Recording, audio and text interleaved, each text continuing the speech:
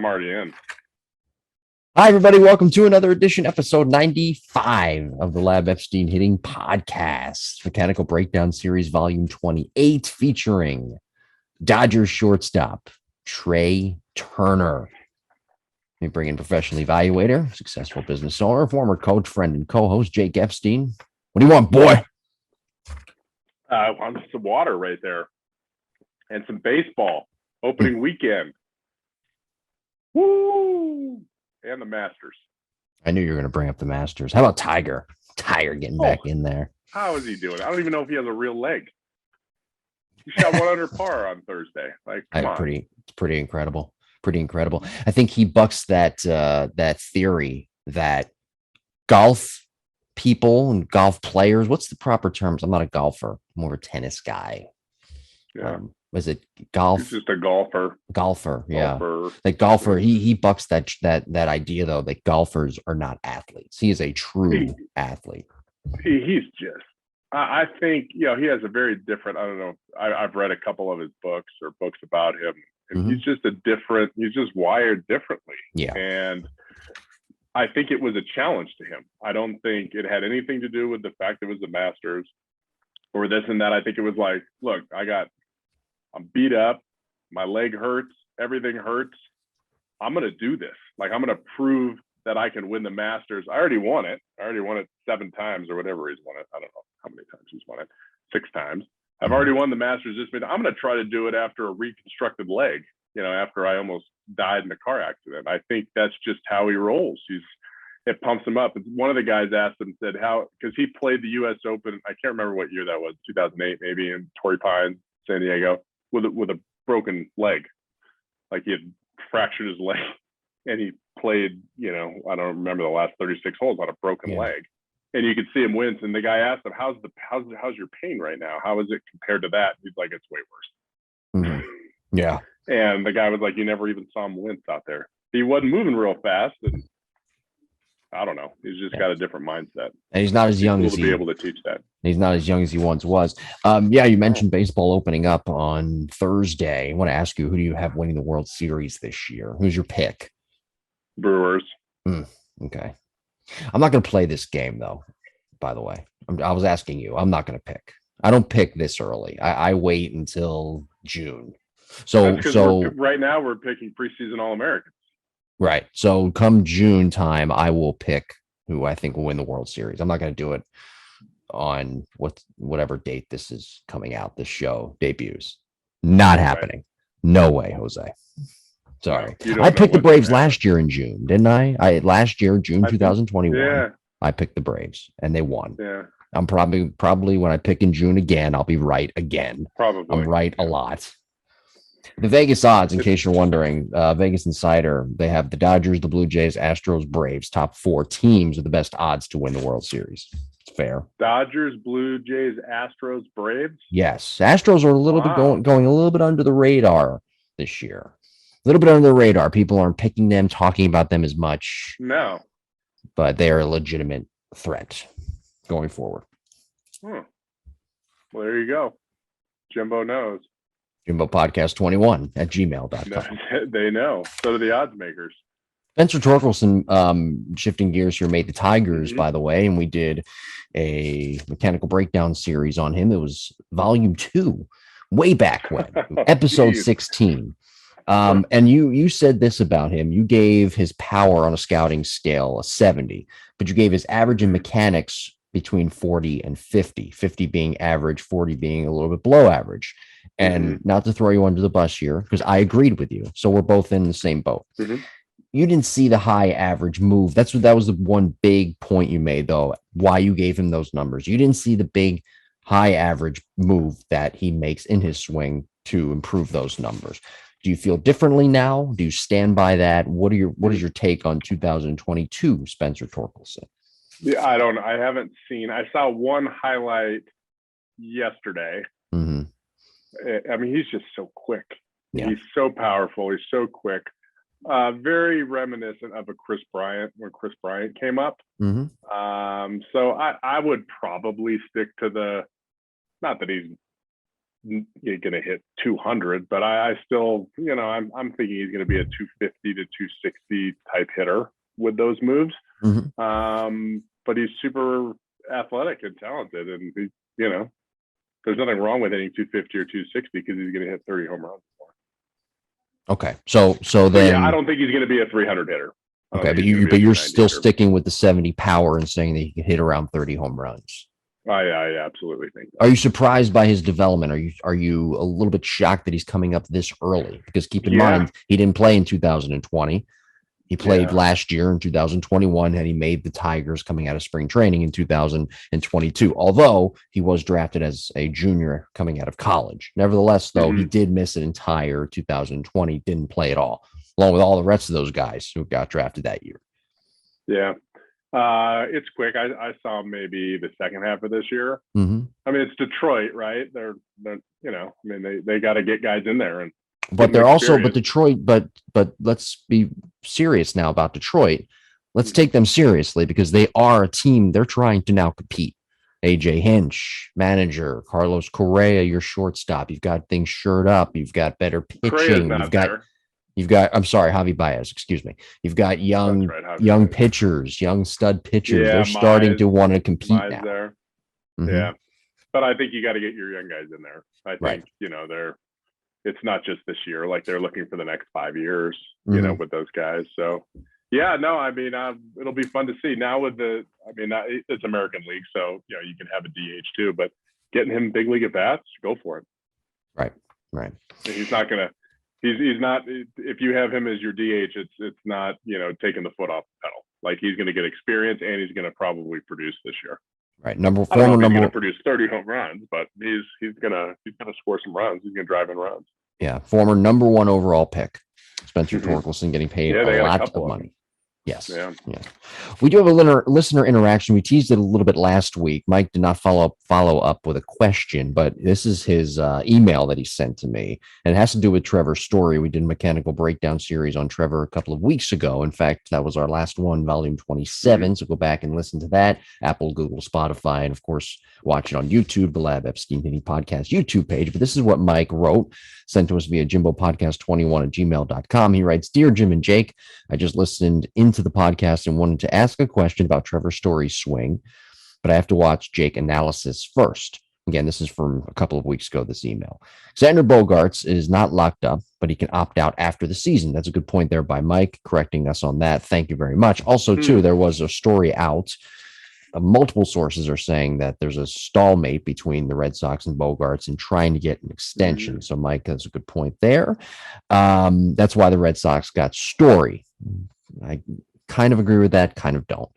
Also, Kike Hernandez is slated to start in center field. We mentioned that a couple of weeks ago as well, though they traded Hunter Renfroe and his 30 home runs to the Brewers to get Jackie Bradley Jr. back. They plan to play Bradley Jr. in right field, though he might be the best defensive center fielder in baseball. Hernandez played a great center field last year. Story had elbow issues last year, and I doubt if they will move him to center field, a tricky place to play in Fenway Park. If Jake didn't answer my question in his blah, blah, blah. Okay, well, I don't know if he emailed you. He said he was going to email you with his question. I don't know if he did or not, but he's welcome, Mike. You're welcome to email us, follow up the question with Trevor's story and his swing. Again, that is sent to us from Mike via jimbopodcast21@gmail.com. Here's the thing, and this is how I kind of look at it. It's kind of like employees at work, putting them in the best position to succeed. When Trea Turner, for example, who came up in 2015 with Washington, he was a shortstop, moved to center field in 2016, the entire season playing center field, then moved back to shortstop in 2017. He was such a great athlete, but was he the greatest fit in center field? No, but he was a great athlete, and it worked there at that time in 2016. The Nationals went on, of course, to win the NL East easily and go on to the postseason. How I look at Trevor's story from a scouting and an evaluation standpoint, he is the best, arguably next to Xander Bogaerts, the best athlete, overall athlete. You could throw Jackie Bradley Jr. in there, but the baseball acumen, I think he's a better athlete though than Kike Hernandez, and that's why he would fit better in center field. And I think with Kike, he played a good center field last year, but like Trea Turner, I think it would behoove the Red Sox to move him back to second base. What are your thoughts on that? I think they have a lot of athletes. I think they have a lot of versatility within that lineup or that roster. So I think they're set up for whatever they want to do, and if Story's arm is still in question, then the shortstop's probably not the best spot for him. Bogarts, I mean, that would be amazing if they don't tie him up. That just seems, unless he's not happy there for some reason, which, possibly. And then you have Story, backing him up. And hey, there's injuries too. People get hurt all the time in professional baseball, and they're out for a long time. So having guys that can play multiple positions, both infield and outfield, I think is huge for the Red Sox, and being able to plug holes that you don't foresee when you break camp. Like the Brewers had a catcher issue the other day, right? And got suspended, Severino, and man, in one day they had to figure out what the heck are we going to do? We need a catcher, and they had to go out and give away some prospects in order to get somebody. So I think the Red Sox, if something like that were to happen, injury based or whatever, at least they have people to fill in. Right. And again, I look at this from an athlete perspective of who's the better athlete, Trevor Story or Kike Hernandez. Kike can play second base. He can play third base. I think he's a little bit out of position athletically, though, playing center field. And the whole thing about, and I Mike made a good point, though, about Fenway and playing center field there, et cetera, et cetera. I don't really buy into too much of that. I don't, to me, the metrics, the defensive metrics and analytics don't really play out and tell the whole story of how a ballpark affects the way a guy plays center field. If a guy's an athlete, then he'll easily adjust. I don't really think that's a huge deal. Good point, but that's one I disagree with. He's going to play half his game somewhere else too. So, right. You got to be able to adjust on the fly, and that's where the athleticism comes in. Right. Well, Mike, thank you very much for the email. Sparked very good conversation there. If anybody has any send that question. I didn't receive a question. I don't believe it never made it through to me. So well, Mike, if you do, it to jimbopodcast21@gmail.com. Right. We'll get to it. You remember that, but you can't remember certain other things. You know what I'm talking about. Emails are easy. Phone numbers are hard. You know what I'm talking about, boy. I know what you're talking about. jimbopodcast21@gmail.com for Mike and everybody else out there listening. If you want to send in questions, comments, concerns, criticisms, whatever. Follow us too on social media at Jim Tara, at Epstein Hitting on Twitter and Instagram. Let's get into our topic, our main topic, our guy. He's our guy. Trea Turner. Mechanical Breakdown Series, Volume 28, Trea Turner. I jokingly last week, and I did do it jokingly, of course, called him Gumby. But he is a tremendous athlete. I think he's one of the best athletes in all of baseball, but he's very tall. He had and still has a lot of moving parts at the plate. In your current position now, you do this, you evaluate hitters who are expected prospects, amateur prospects who are going to be drafted. Take me back when you first saw Trea Turner. What were your impressions of his swing as an amateur and what did you think he would turn out to be as a hitter? What were his projections? So I don't know. I didn't see him as an amateur, but I saw him as like a rookie when he first came up.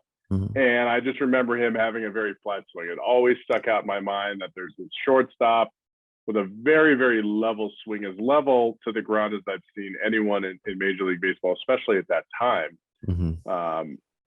And he got into his legs really well. So it was like a really good combination of a flat swing and low legs, which was kind of like Albert Pujols when he first came up. Albert was a guy that, used to say he would chop down or swing down or whatever, but he would offset a flat swing by really getting low with his legs so he could cover pitches that were down. Where guys that are upright, they got to, kind of drop their hands and drop their barrels. So there's a lot more moving parts of that.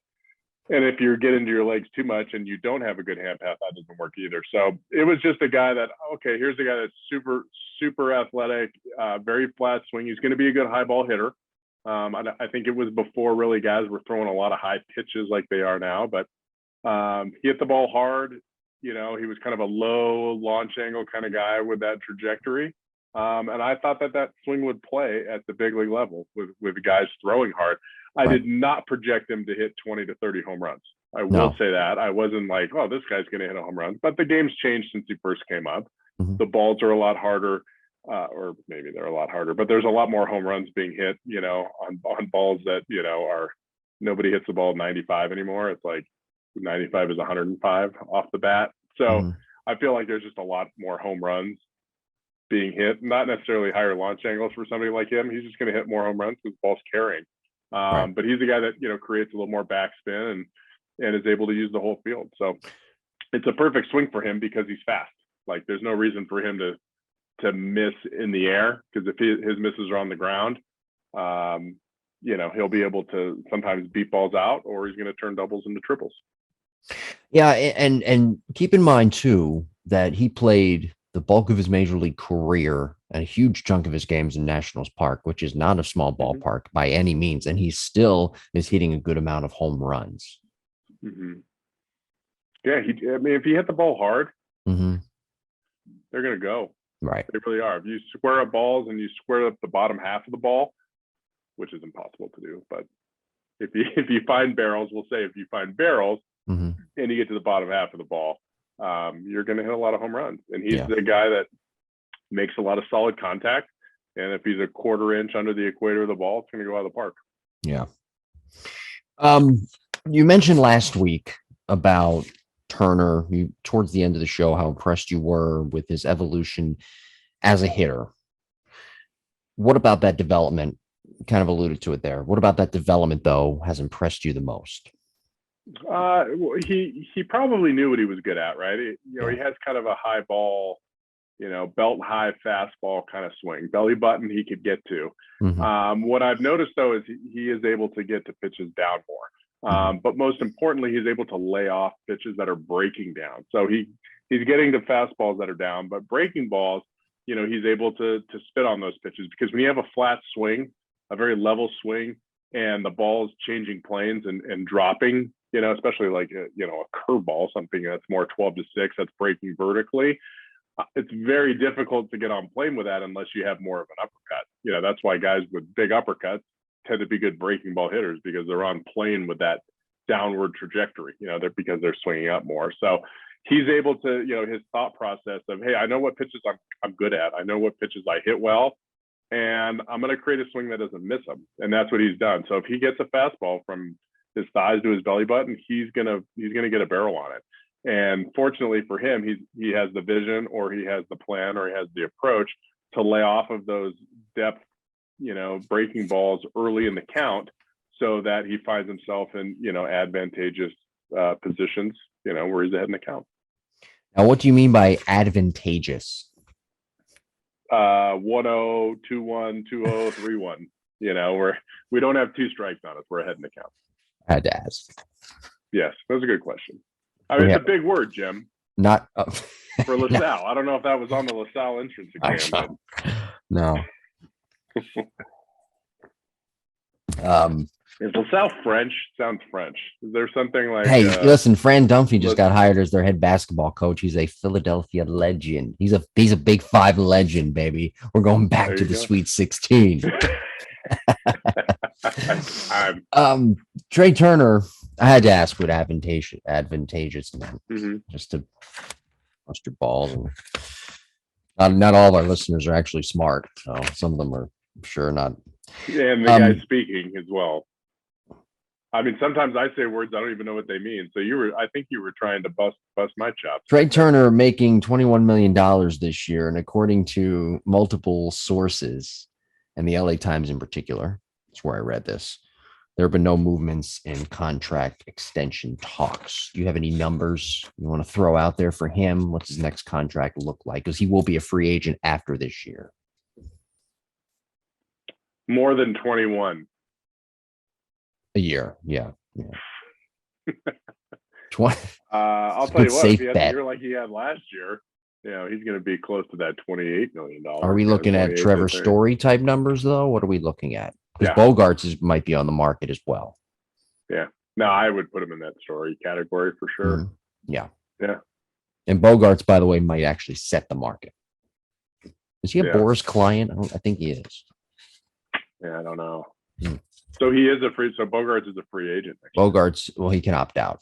Yeah. He can opt out of his current. Well, what is this? I don't mean to put you on the spot, but any idea what Bogarts' current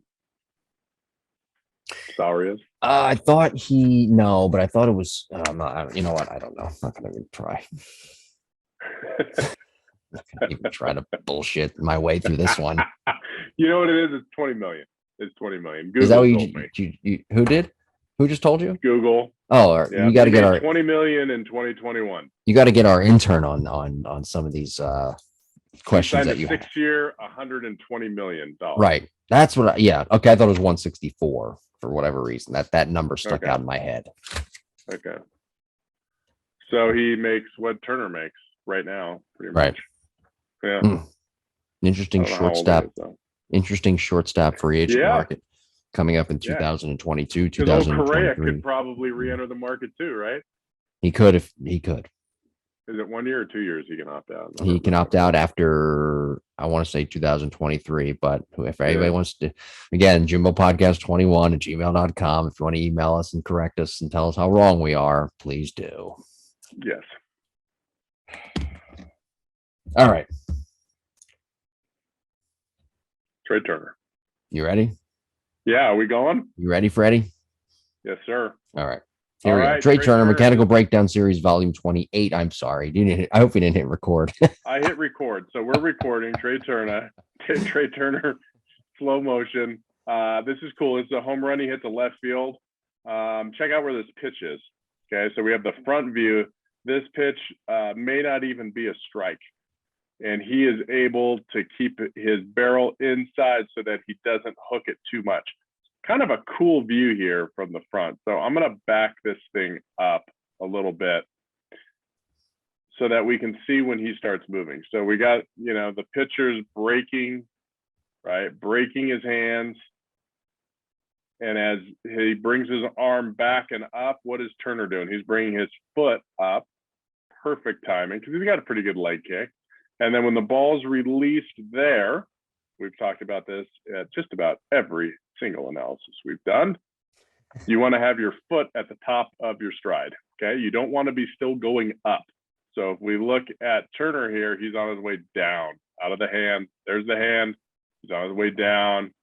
That gives him time to get his foot down, but also keep his hands back. So he doesn't have to cheat his upper body, right? He doesn't have to cheat his hands through. So he's very square. If you look at his toe line, his toe line is probably parallel to the batter's box line. Okay. So he didn't really dive on this and he didn't step out on this. So, was he cheating? I don't think he was cheating physically to this pitch. Maybe mentally he was looking for a pitch in. I don't know. But it's pretty impressive to be able to keep this pitch fair and to get barrel. But if we look right at contact, I'm going to zoom in a little bit because I can. So we're going to zoom in. Watch as he extends how he holds that barrel off. See how he hasn't rolled his wrists over yet until way out there in his follow through. So, for those of you, I always talk to our online academy members because this is another learning experience for you, watching these. But notice how, as he makes contact here, I'm going to try to get a line on his bat here. So his vertical bat angle is only about 27 degrees on a pitch at his size. But notice after contact, if I draw a line through his bat, it's parallel to that line. Okay, so he had no wrist manipulation. He didn't drop his barrel more, and he didn't flip his barrel more. So what he's doing is he's keeping that barrel working through on the same angle, which means he's not manipulating his hands a little bit. So pretty cool move there. And most big leaguers that are successful do it. Check out his front foot because a lot of people are going to yell at a player through contact. So here's contact. Watch his front foot. He spins on his heel to open up and clear. Okay, there's nothing wrong with that. Why? Why did it have to do that? Well, it's somewhat closed at heel plant. Okay, not everybody's closed at heel plant. Some people are a lot more open, but he's able to keep his front foot closed even while his front knee and front hip are opening right there. So what happens? You better clear that hip out of the way, buddy. And he's able to spin on that front heel. So again, these are things that I don't teach players. I don't teach players to spin on their front heel or come off the ground with their front heel. But if somebody does it, I'm certainly not going to change them. So let's go ahead and go through here. This is the side view now we're looking at. So and what Jim was saying, he's got a lot of moving parts. He's kind of he's a lot taller than most people think. He's got long limbs. and he's got a pretty big leg kick here. You can see that bat, right next to his head, the knob facing the catcher, the bat right over his shoulder there. Okay. He has a little bit of instability in his right knee. If you look at his knee when he picks up his stride foot, that knee wobbles a little bit and faces right there back towards the catcher. Okay. Not an ideal stable move. If you're teaching someone, you probably want to try to correct that, but he's able to get away with it.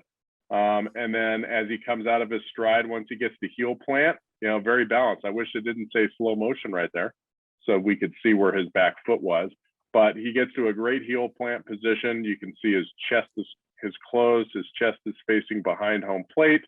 His hips are opening, but it's not like they're facing home plate. They're very square. He's kept his chest back, especially for a pitch that's middle in. Now all of a sudden he's got to make up and really rotate fast with those hips. But even though he rotates fast, watch how the knob of the bat stays in front of his back elbow as he pulls here. So he's still using his arms. He's creating space between, even though it's an inside pitch, so many players get bottled up. So many players just want to spin their shoulders. Okay. He's creating space, getting his hands out in front of his chest. God forbid somebody would call that like a push of the hands right there. Geez, that's the only way to keep that ball fair without killing a guy in the dugout. Okay. And then even though we know where this pitch is, right? But look at his extension. I mean, his right arm is, do you know how hard that is on a pitch inside? His right arm is fully extended after contact. Okay. A couple frames after contact. You can see his front knee pushing back through his heel, his hamstring, his glute, his back shin is super low to the ground. That's when we were talking about he gets really low, because if you look at his, and it's hard, we don't have a great, frame rate here. It's not like the super, it may be slow motion Arizona Diamondbacks television, but it's not a very good frame rate. So, his barrel never gets underneath that green line. That green line is the pitch. His barrel never drops. He just catches that ball over the, or catches it, gets his barrel on that green line, catches it in the middle of the green line.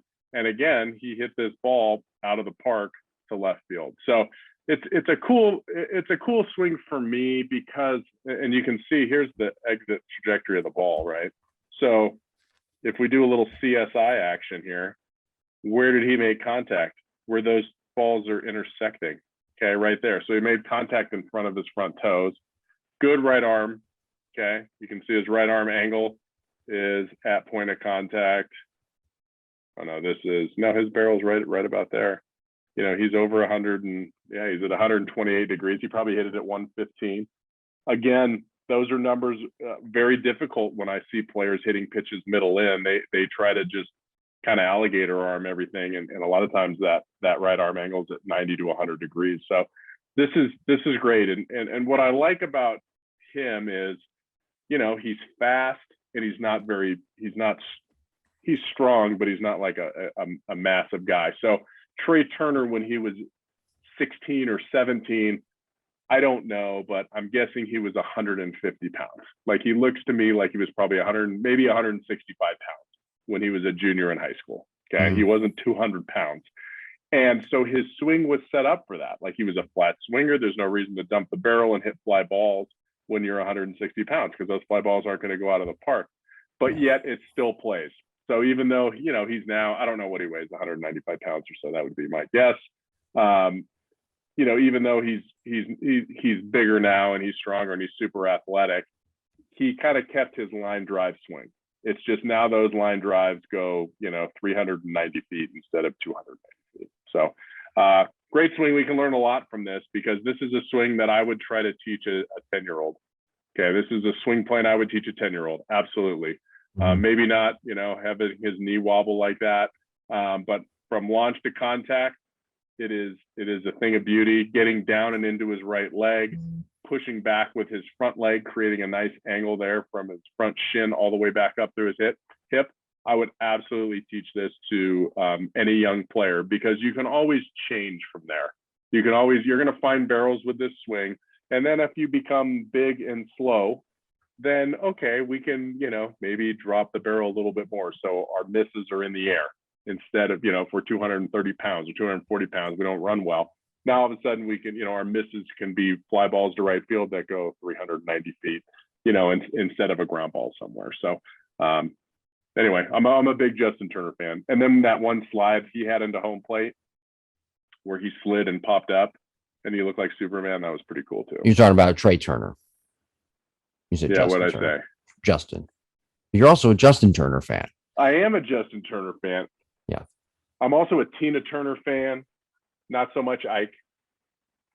Not an Ike Turner fan. You mentioned you don't even know who that is because you're too young. Turner is 185 pounds, and his launch angle last year was 5.1. I looked that up while you were ending your breakdown there. And his swing is very, very flat. So again, launch angle 5.1, swing plane, as you mentioned, very, very flat. Yeah, good stuff right there. Mm-hmm. Like, I mean, that makes sense. And what was the average major league launch angle? Do you know what that is? I don't know what that was last year, but he was in the bottom.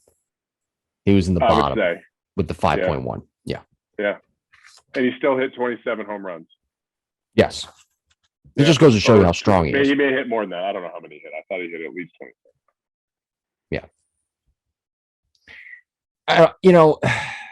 Again, with him, 185 pounds, trying to figure out the move in to me, it tells me that, though, his core and his ability to separate, he is incredibly strong to be able to hit that many home runs and have this swing plane that he does, right? Yeah, I mean, he hits the ball hard. I don't know what his average, exit velocity is, but look, if you're 195 pounds and you're hitting balls as hard as people that are 235 pounds, then you're super athletic. Like, you're doing something really well, or you're maximizing your ground force, or you know what, your muscles just move faster. And that's what I think it is, because when I was looking at his swing and to the point of contact, and even through that, looking at that back leg and seeing how he does sink a little bit into the ground, I think he is gaining a lot of ground force in his legs.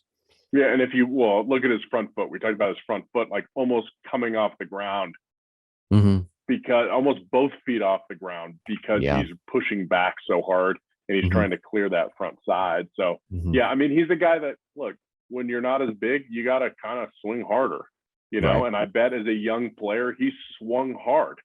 And when you swing hard and you're athletic, you'll usually do things right. The problem is if you're not athletic and you try to swing hard, that's when guys, get into bad habits. But when you're an elite athlete and you're, and people talk about that, just swing a heavy, my dad used to say that, swing a heavy bat hard. Get a bat that's too heavy for you and try to swing it hard. And if you can't do it, then you got bad mechanics. But if you start to figure it out, how to move to swing that bat and make contact, then it's very beneficial. I mean, that goes back to, we can talk about the international players, in Dominican and Venezuela and Panama and Curacao, or wherever you're going to talk. Like, they don't have drop 10s.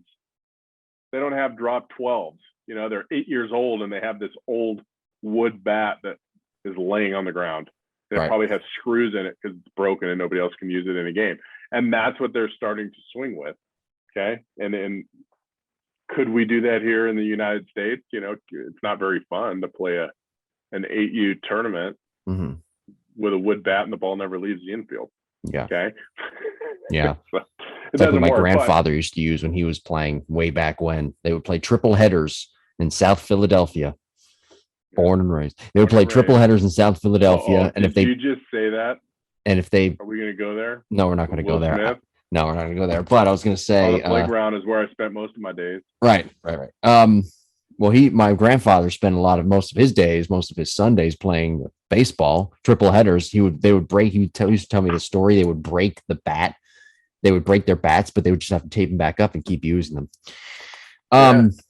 Did your dad say that, though? You mentioned there a point about your dad saying about the bats, right? Or the heavier bat you use, or swing a heavy bat, right? Did he say that in the mental side of hitting, or did he say that on the Mike Epstein book on hitting? Which one was it? Yeah, it would have been the Mike Epstein on hitting, for sure.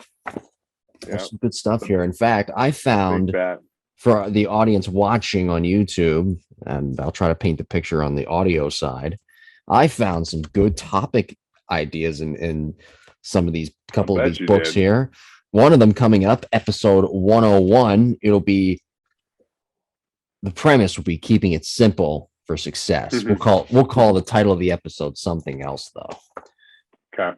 I actually had breakfast with Big Mike. Yeah.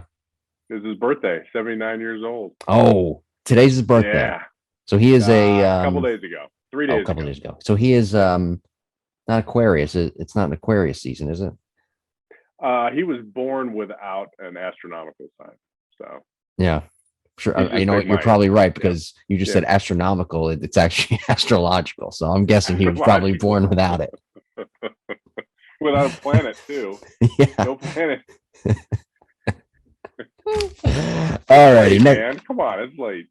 Next week. No, it's not. It's early in the morning. I don't know what you're talking about. Oh, it is. Monday morning? Still haven't given that bit up, have we? No. Early Monday. Next week. See, it's dark out. Episode 96 next week. Juan Soto. Oh, we're breaking down his swing. Oh, that's a good one. So good. That guy is so fun to watch. That is next week. Juan Soto. And then, of course, episode 100 coming up. We are breaking down the swing of Barry Bonds. BB. Barry Bonds. Right on. And by the way, yes. Before we do the Juan Soto, make sure, listeners, that you view, there was a Juan Soto video. I think it's on, if you go to the Epstein Hitting Twitter account, it was Soto. Gosh, I don't know when I posted it, maybe a month ago, but it's Soto doing drills that you would never think Soto would do based on the way that he swings in games. So you have to check that out. Like, you're going to be I was blown away. And I see these things all the time. So definitely check that out. I think it was from MLB Network or something, but just check it out at the Epstein Hitting on Twitter. There's all kinds of good stuff on there, but that's definitely one you want to check out. By the way, speaking of Twitter, how about all these highlights I see of Shomo? I mean, she's just every week. It's just she's making hurt. Play after play. I know. My God. Then she hit a home run the other day. In pain. Yeah. Did she not? She hit a home run the other day. Was it the other day? The center the other day. Yeah. She is an Epstein Hitting disciple, by the way. She is. For those who don't know. She is. And she also was at one point the guest co-host of the lab. Yep.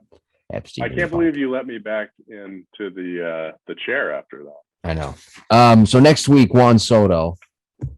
And then, of course, I think we have Jose Abreu coming up in a couple of weeks. Aaron Judge. All rise. You know, the judge, get it? Yeah, geez. Put me to work, man. Barry Bonds, episode 100. We're going to, by the way, for those, the audience, episode 100, it's a milestone. When we're going to start breaking down fireworks. More. Aren't we going to have fireworks? No, but we're going to start breaking down more hitters from yesteryear. Barry Bonds is one, and we're going to call that, it's going to be called something along the lines of a gold series type deal. Mechanical Breakdown Series Gold Edition, almost. And that'll be like Gold Edition 1, or I don't know. We should call it the Blue Hair Edition. Why? For the senior citizens. You don't know that either. You don't know Ike Turner. You don't know blue hairs. You live in Florida, for crying out loud. Blue hairs. I don't know why they call senior citizens blue hairs. Like, my dad's a blue hair. Why do they call it blue? Silver. It's white. Make sure you trim this out of the end of the show, Jim.